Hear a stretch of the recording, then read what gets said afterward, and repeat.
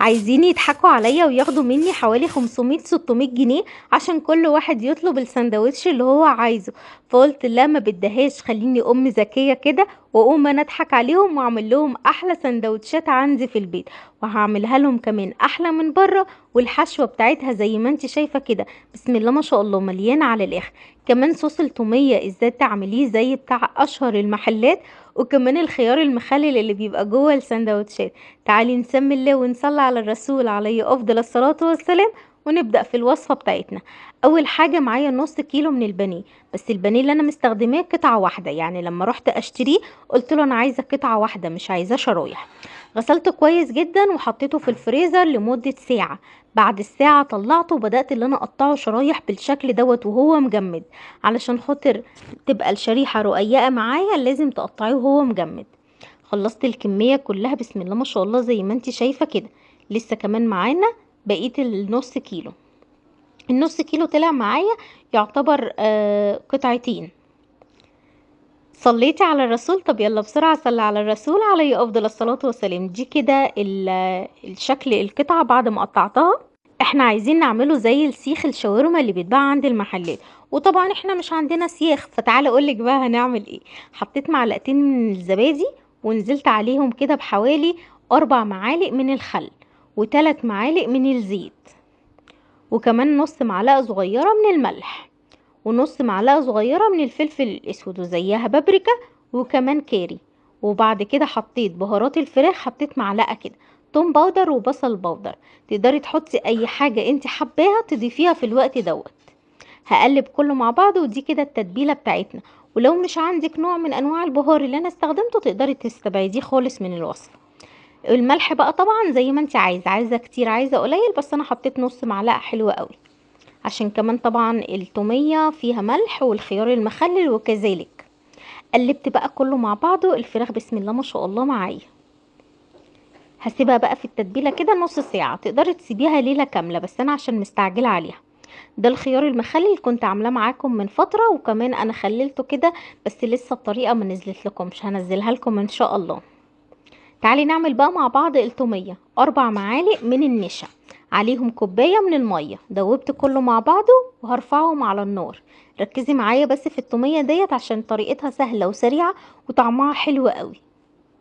هفضل مستمرية في التقليب لحد ما تديني كده اللون اللي هو الشفاف مش الابيض. بصي هتمسك معاكي كده، ما تخافيش اوعي تقولي باظت ولا حاجة، لا لا هي كده. دي كده طريقة التومية. خلاص خلصنا النشا، تعالي بقى نجمل مع بعض بقية الطريقة. معايا كده فصين من التوم المهروسين، وبعد كده حطيت ربع كوباية من الزيت، وربع كوباية من الحليب، معلقتين من المايونيز، وحطيت معلقتين من الخل، وهضرب كله مع بعض. طبعا انت لو عايزه تزودي ملح زودي، ممكن تحطي كده رشه ملح بسيطه بعد ما تخلصي خالص وتدوقي. لما ضربت كله مع بعضه نزلت بقى بالنشا واللبن اللي احنا عاملينهم مع بعض. طبعا ممكن تحطيهم في الخلاط مفيش مشاكل، او تعمليهم بالهاند بلندر. دي كده الطوميه بسم الله ما شاء الله سهله وسريعه وطعمها حلو جدا ومظبوطه. لو مفيش مايونيز تقدري تستبدليهم بمعلقتين زبادي، معلقتين المايونيز. قلت بقى احمر شويه بطاطس، وسبتها بقى تتحمر كده على جنب. وبعد كده جبت بقى الطاسه ديت وسخنتها كويس جدا، وحطيت فيها رشه بسيطه من الزيت، ونزلت بالفراخ بس مش كلها مره واحده. نزلت كده بشويه واستنى لحد ما الطاسه تسخن شويه، واروح ايه نازله ببقيه الكميه حبه حبه كده. بسم الله ما شاء الله نص كيلو البانيه والله رمى معايا كتير زي ما انت شايفه كده، بسم الله ما شاء الله. عشان مقطعينه رقيق قوي وما خدش يعني مش سميكه القطعه، مش سميكه القطعه رقيقه قوي. وطبعا عشان تحصلي على النتيجه ديت لازم يكون مجمد في الفريزر.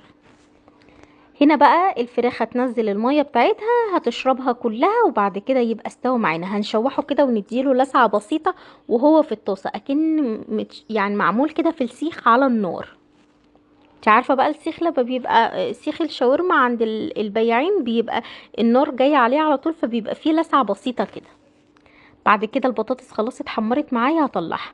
هجيب بقى العيش دوت، ده عيش الكريب دوت او العيش السوري، ده بيتباع عند كل المحلات دلوقتي ومتواجد كتير جدا. نص كيلو العيش دوت سعره مش غالي ولا اي حاجة، وطبعا النص كيلو بيكونوا ست وحديات، فحلوين قوي لما يعملوا معانا 6 سندوتشات. بعد كده حطيت بقى ايه تومية، حطيت شوية بطاطس، حطيت خيار مخلل، وكمان حطيت بقى الفراخ. تيجي نعمل واحد تاني مع بعض، يلا بينا. بصي بتتني الطرف بتاعه كده بالشكل دوت عشان يبقى محمل بس الحاجة اللي انت هتحطيها. حابة بقى تحطي كاتشب ومايونيز والكلام دوت براحتك خالص، بس هي بتتعمل كده، مش محتاجة اصلا ولا كاتشب ولا مايونيز. التومية بصراحة طعمها حلو قوي، هتعجبك. وطبعا تقدري تستبعدي خالص موضوع البطاطس، بس انا قلت ازود بيها الكمية كده ويبقى السندوتش مليان. هم اصلا ما حسوش ان انا حاطة بطاطس جوه السندوتش. بعد كده جبت بقى الجريل، دهنته دهنة بسيطة من الزيت، ونزلت بالسندوتشات كده في الجريل. هتاخد بس تشميعة بس كده من بره. وعايزة اقولك بقى الطعم حكاية، بسم الله ما شاء الله، طعمه زي العسل، والسندوتش مليان. وكل دوت بنص كيلو بانيه. قوليلي بقى عندكم البانيه بكام؟ عشان انا جبته ب80 جنيه ومش عارفه، حاسه اللي اتضحك عليا. صليتي على الرسول؟ طب يلا صلي على الرسول عليه افضل الصلاه والسلام. عايزه اقولك على تطبيق، هسيبلك اللينك بتاعه في الكومنتات، حلو قوي هينفعك.